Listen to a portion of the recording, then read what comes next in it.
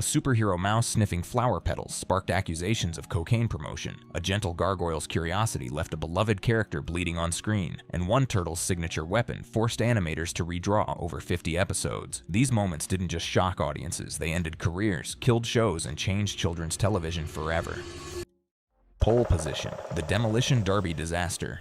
DIC Entertainment tried to capitalize on Namco's popular racing arcade game by creating a cartoon about the Darrett siblings. Dan, Tess, and young Daisy worked as stunt drivers and crime fighters with their AI-equipped vehicles, Wheels and Rhodey. Uncle Zachary guided their missions while the show attempted to blend Knight Rider's high-octane thrills with family adventure. It lasted exactly 13 episodes. Peak 80s automotive obsession defined this cultural moment. Shows like Knight Rider and movies like Cannonball Run had audiences craving vehicular action. Pole Position took things further than broadcasters anticipated. Racing sequences regularly featured demolition derby scenarios where cars exploded and flipped directly into spectator areas. Debris scattered across crowds. The implication of civilian injuries was impossible to ignore. Animation depicted graphic consequences of vehicular mayhem that had European censors immediately reaching for the ban hammer. Not sanitized crashes with everyone walking away unscathed. Genuine ambition drove the show's creative team. AI cars had personality. Sibling dynamics offered family appeal. Animation quality, for its time, delivered impressive action sequences, but negatives far outweighed any creative merit. European broadcasts pulled the show for promoting unsafe driving. Parents in multiple countries protested the reckless endangerment themes. The message being sent to children seemed to glorify dangerous automotive behavior at a time when road safety dominated public concern. Pole Position burned bright and fast, killed by its own excess. The combination of parental outcry and international bans proved fatal, and declining ratings meant networks had no incentive to fight for it. Sports programming regularly preempted what remained of its run. Reruns appeared sporadically at best. This show became a cautionary tale about how quickly a cartoon could flame out when its core appeal crossed the line into controversy.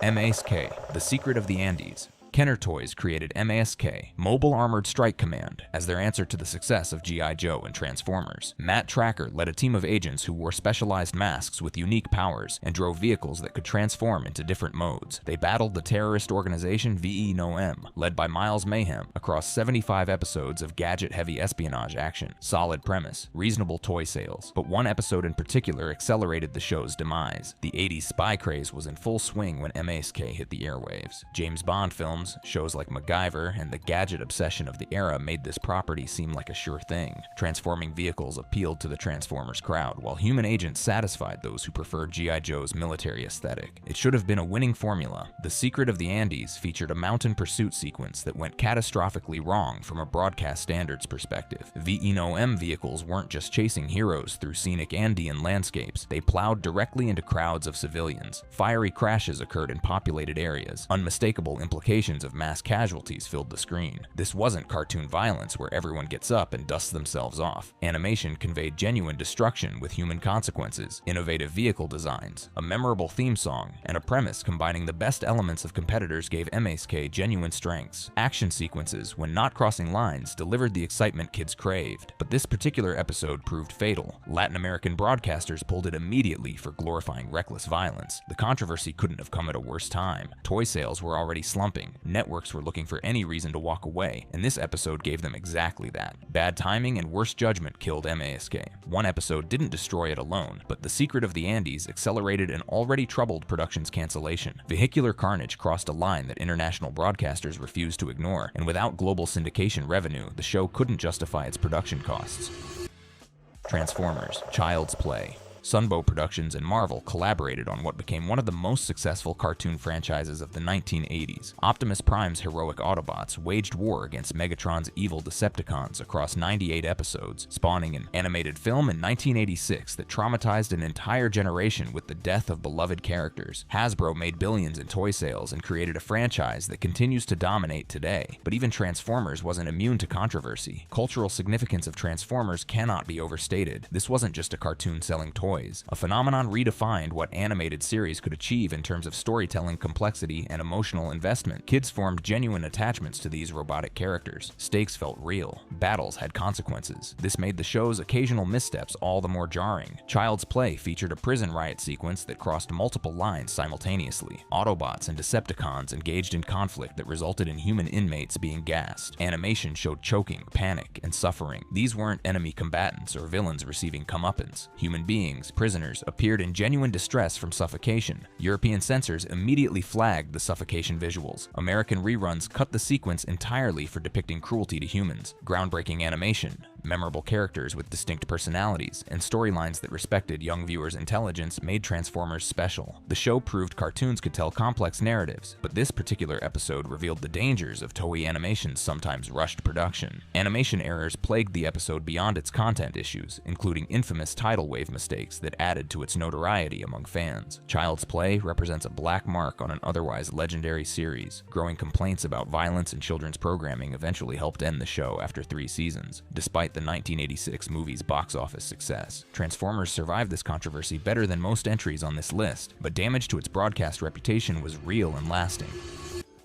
Inspector Gadget, Gadget at the Circus. DIC Entertainment created one of the most enduring characters of 80s animation with Inspector Gadget. Don Adams of Get Smart fame voiced the cyborg detective who bumbled through cases while his brilliant niece Penny and loyal dog Brain did the actual work of foiling Dr. Claw's mad organization. The French-Canadian co-production delivered 86 episodes of slapstick adventure, spawning sequels, films, and merchandise that kept the brand alive for decades. Early episodes contained darkness that wouldn't survive broadcast scrutiny. A boom in gadget-focused entertainment defined the early 80s. James Bond's Q-branch gadgets combined with emerging personal technology made audiences hungry for inventive devices. Inspector Gadget delivered this in spades, with the titular inspector's body containing a seemingly endless array of extending arms, helicopter rotors, and specialized tools. Comedic potential was limitless, but comedy and danger walked an uncomfortable line. Gadget at the Circus pushed that line until it snapped. Penny faced genuine mortal peril, nearly drowning in a sabotaged water tank during a high-wire circus act. This wasn't the usual cartoon peril where danger feels abstract. The sequence conveyed real terror. Making matters worse, mad agents detonated actual explosives in crowds, scattering debris and clearly implying civilian casualties. This wasn't slapstick. Action movie violence had been transplanted into a children's cartoon.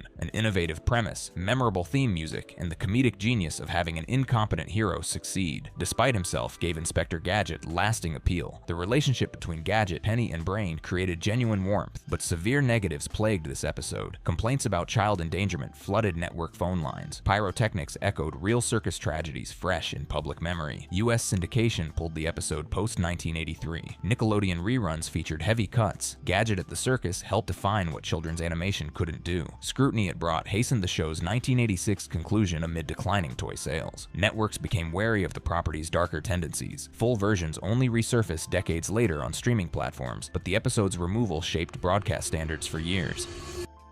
He-Man and the Masters of the Universe, Rainbow Warrior.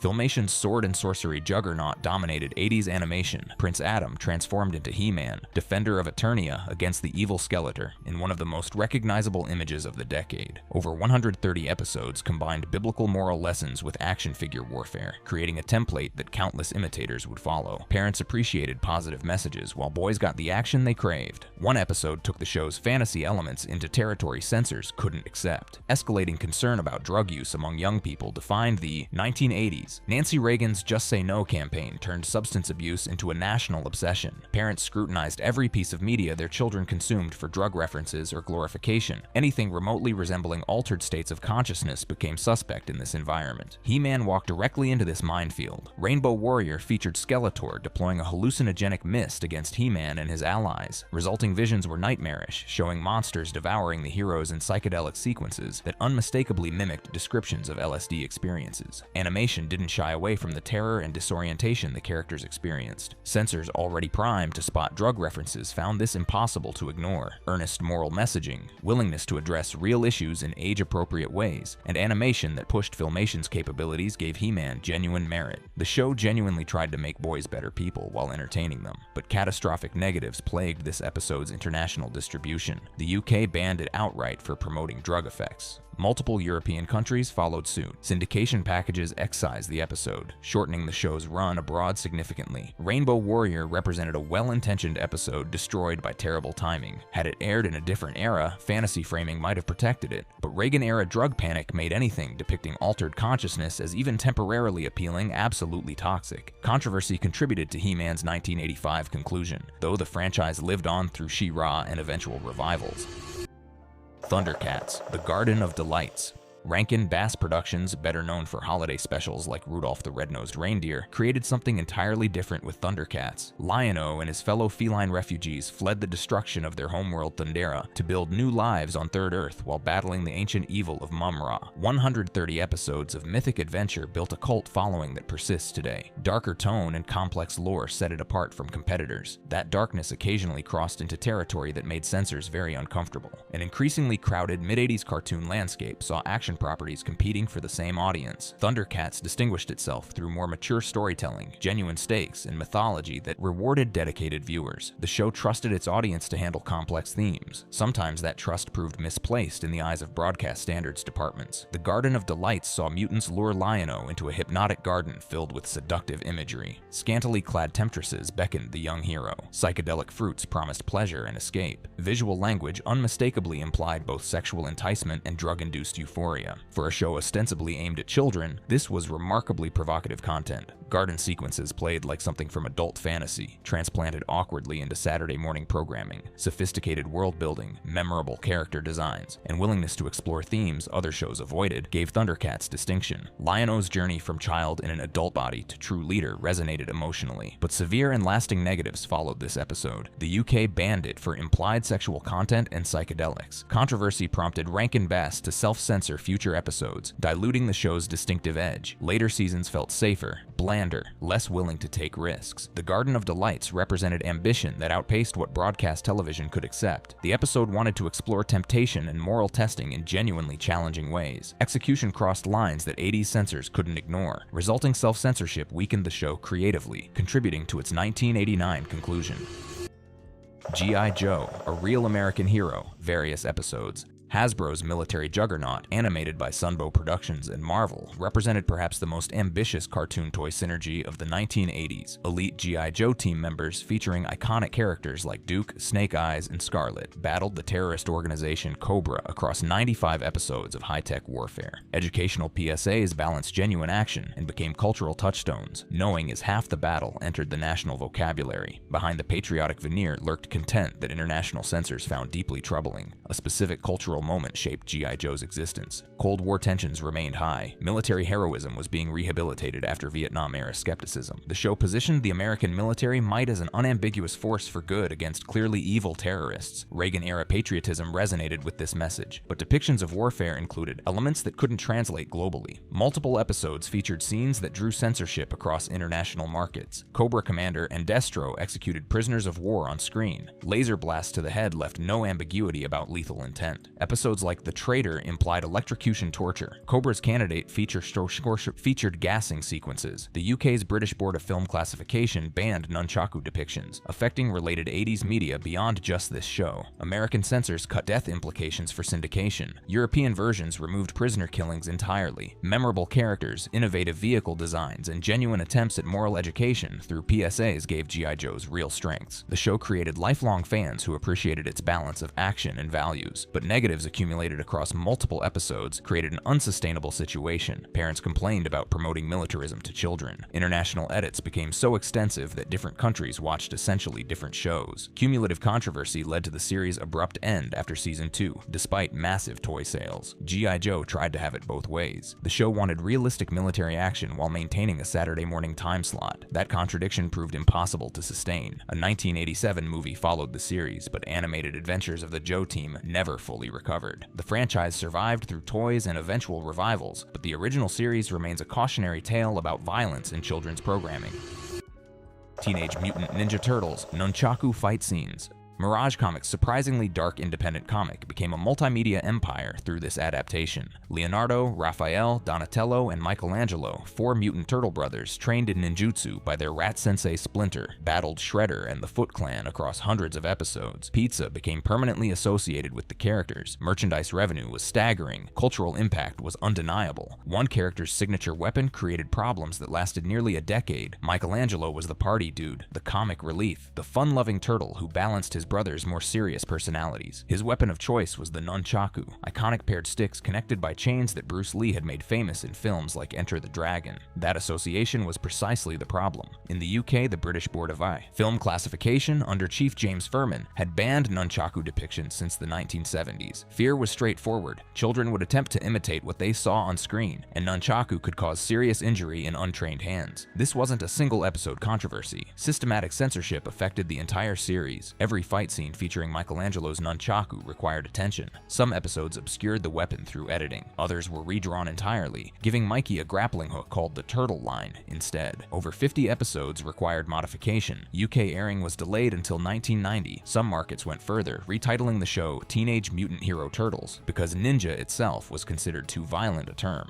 Revolutionary character design, genuinely funny writing, and appeal that crossed demographic boundaries made Teenage Mutant Ninja Turtles special. The show proved animation could launch billion-dollar franchises, but the nunchaku controversy shaped international perception of the property for years. Self-censorship rippled beyond the UK, softening the show's edge globally. What American audiences watched and what British audiences watched were substantially different experiences. A single element creating cascading problems across an entire production defined this controversy. The nunchaku ban didn't kill the show. Franchise strength prevented that, but it fundamentally altered what the show could be in international markets. The ban only lifted in the 2000s, finally allowing original episodes to appear on DVD. Michelangelo got his nunchaku back, but the decade of censorship left lasting marks on the franchise. The New Adventures of Mighty Mouse, The Littlest Tramp. Ralph Bakshi was an unusual choice to revive a 1940s cartoon superhero. Known for adult animation like Fritz the Cat and the rotoscoped fantasy epic Fire and Ice, Bakshi brought auteur sensibilities to a children's property. The New Adventures of Mighty Mouse blended classic heroism with postmodern satire, featuring the tiny superhero protecting Pearl Pureheart from villains while commenting on animation conventions themselves. Critics praised innovative animation and genuine artistry. It ran one season on CBS, then a single scene lasting 3.5 seconds destroyed everything. Cultural context could not have been worse. This was 1987. The crack cocaine epidemic was devastating American cities. Nancy Reagan's Just Say No campaign had reached fever pitch. Any media perceived as promoting drug use faced immediate destruction. Religious groups actively monitored children's programming for satanic messages, drug references, and sexual content. The American Family Association, led by Reverend Donald Wildman, positioned itself as guardian of American families against corrupting media influences. They were looking for targets. Mighty Mouse gave them one. The Littlest Tramp featured Mighty Mouse helping an orphan named Polly Pine Blossom. When a bully crushes Polly's flower, Mighty Mouse takes the powdered petals from his cape and sniffs them to regain his strength. Animation showed him inhaling white powder and becoming energized. In any other context, this might have passed unnoticed. In 1987 America, it looked exactly like cocaine use. The American Family Association launched a national campaign. Reverend Wildman declared the scene depicted drug use and labeled Bakshi a pornographer. Petitions circulated. Media coverage exploded. CBS found itself defending a cartoon mouse against accusations of promoting cocaine to children. Bakshi's defense that the scene symbolized Mighty Mouse remembering fond memories associated with Polly's flower convinced no one. Imagery was too powerful, too easily interpreted in the worst possible way. Genuinely innovative animation and artistic merit that most 80s cartoons couldn't claim gave the New Adventures of Mighty Mouse real substance. Bakshi pushed the medium's boundaries in ways that influenced future animators, but fatal negatives followed this single controversy. CBS edited the 3.5-second scene for reruns. Damage was done. Ratings collapsed as controversy made the show toxic. After 26 episodes, CBS pulled the plug. The uncut version didn't surface until DVD releases in 2010, over 2 decades later. The Littlest Tramp controversy represented the perfect storm of bad timing, unfortunate imagery, and organized opposition. 3.5 seconds killed a show that deserved better. Bakshi's artistic ambitions collided with Reagan-era moral panic in a collision that only had one possible outcome. The New Adventures of Mighty Mouse became a cautionary tale about how quickly a single scene could destroy years of creative work.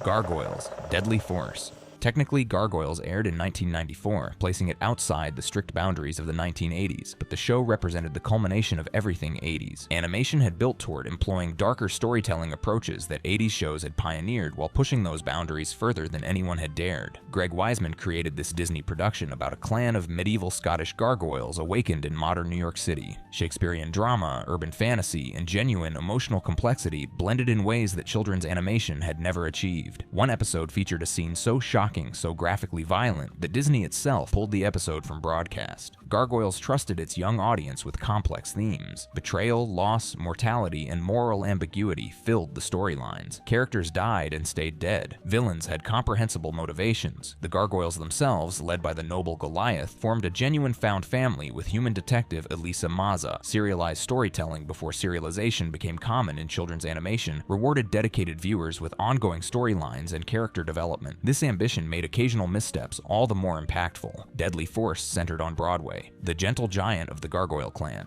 Broadway loved detective novels and Western films. Gunslinging heroes fascinated him with their romance and bravado. When he discovered Elisa Maza's service pistol during a raid on crime boss Tony Draken's weapons warehouse, his curiosity led to tragedy. Broadway accidentally discharged the weapon. The bullet hit Elisa in the chest. Then the show did something unprecedented for children's animation. It showed the consequences. Elisa collapsed in a pool of blood. She convulsed in agony. Animation didn't cut away. It didn't sanitize. A beloved character writhing on the ground, bleeding, dying, filled the screen. Broadway fled in horror and guilt. Other Gargoyles, not knowing who shot their friend, hunted Draken for revenge. The episode was meant as an anti-firearm PSA, showing children that guns weren't toys, that accidents happened, that consequences were real and terrible. Intention was educational. The execution was traumatizing. Genuine narrative courage defined Deadly Force at its best. The episode took a real issue, gun violence, and addressed it with unflinching honesty. Broadway's guilt and redemption arc had emotional power. The show refused to treat its young audience as incapable of handling difficult themes. Children's animation was doing something genuinely important here, but negatives were impossible for Disney to ignore.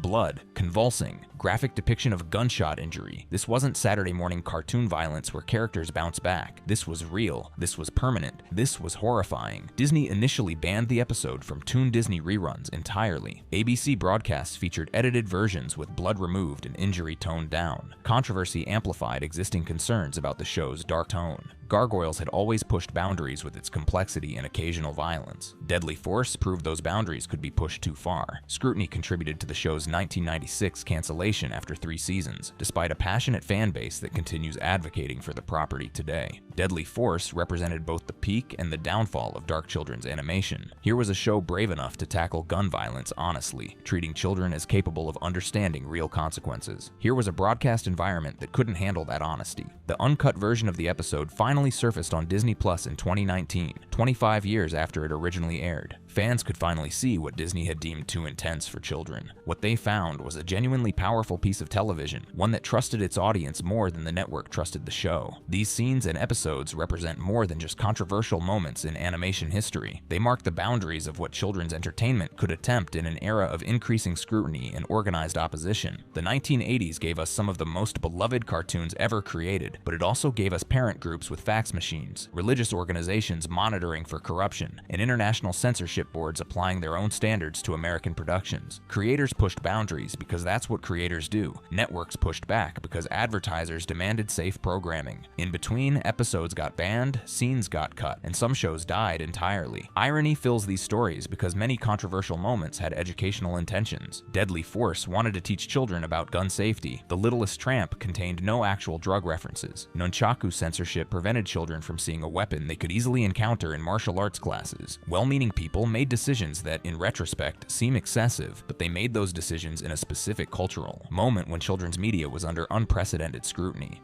Thundarr the Barbarian. Picture this, you're a kid again, sitting cross-legged in front of a bulky TV, watching the world crumble under a crimson sky. The year 1994, from out of space comes a runaway planet. The narrator's voice still echoes in your head. A post-apocalyptic Earth, mutants, sorcery, swords that blaze